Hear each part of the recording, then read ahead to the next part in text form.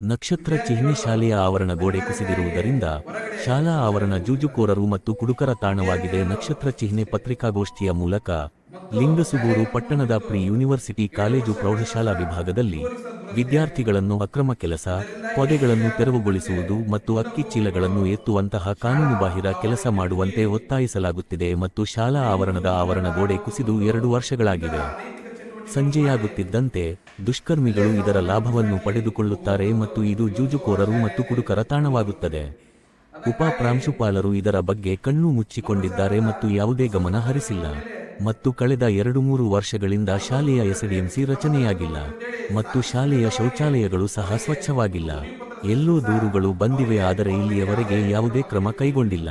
ಈ ಕಾರಣದಿಂದಾಗಿ ಜೈ ಕರ್ನಾಟಕ ರಕ್ಷಾ ಬಲ ತಾಲೂಕು ಘಟಕವು 26 ಆಗಸ್ಟ್ 25 ರಂದು ಪ್ರದೇಶ ಶಿಕ್ಷಣಾಧಿಕಾರಿ ಕಚೇರಿಯ ಮುಂದೆ ಅನಿರ್ದಿಷ್ಟಾವಧಿ ಪ್ರತಿಭಟನೆಯನ್ನು ಆಯೋಜಿಸುತ್ತಿದೆ.